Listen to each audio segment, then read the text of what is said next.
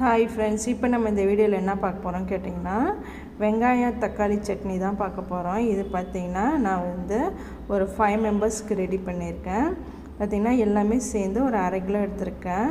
வெங்காயம் ஒரு 300 கிராம், தக்காளி 300 கிராம், இஞ்சி பூண்டு, அதுக்கப்புறம் பார்த்திங்கன்னா கருவேப்பிலை கொத்தமல்லி. இதை நம்ம நல்லா நீல வாக்கில் அரிஞ்சு நல்லா நம்ம வதக்கணும், ப்ரௌன் கலரில் வதக்கணும். இது பார்த்திங்கன்னா ஒரு சில பேர் பார்த்திங்கன்னா தக்காளி வெங்காயம் ரெண்டையும் சேர்ந்து வதக்குவாங்க. அதனுடைய டேஸ்ட்டு நமக்கு வேறு மாதிரி இருக்கும். இந்த மாதிரி தனியாக பார்த்திங்கன்னா நம்ம வதக்கும்போது பார்த்திங்கன்னா நமக்கு ஒரு தனி டேஸ்ட்டு கிடைக்கும். இது பார்த்திங்கன்னா நல்லா ப்ரௌன் கலரில் வந்துடுச்சு வெங்காயம், நம்ம இறக்கிடலாம். தக்காளி பார்த்திங்கன்னா அதேமாரி தனியாக வதக்கி எடுத்துக்கலாம். இதை நீங்கள் ஒரு தடவை ட்ரை பண்ணி பாருங்கள். இது இட்லிக்கு, தோசைக்கு, சப்பாத்திக்கு எல்லாத்துக்குமே இதை சைட் டிஷ்ஷாக எடுத்துக்கலாம். இஞ்சி பூண்டு பார்த்திங்கன்னா நான் 25 கிராம் இஞ்சி எடுத்திருக்கேன். பூண்டு பார்த்திங்கன்னா ஒரு 10 பல் எடுத்துருக்கிறேன். காஞ்ச மிளகா காரத்துக்கு தேவையாக எடுத்துருக்கிறேன்.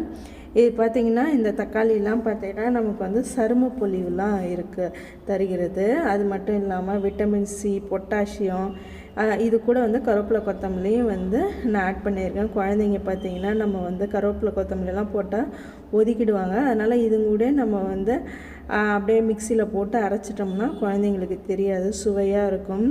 அது இல்லாமல் புதினா ஆட் பண்ணியிருக்கேன். மென்ட்டுக்காக உடம்புக்கு ரொம்ப நல்லது, தாளிச்சிக்கலாம்.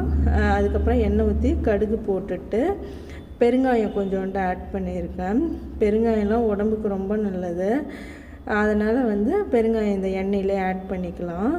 ஆட் பண்ணிவிட்டு நம்ம தக்காளி ரெடி ஆகிடுச்சு. பாருங்கள், சூப்பராக இருக்குது. கலரும் ரொம்ப டெலிஷியஸாக இருக்குது பார்க்கும்போது.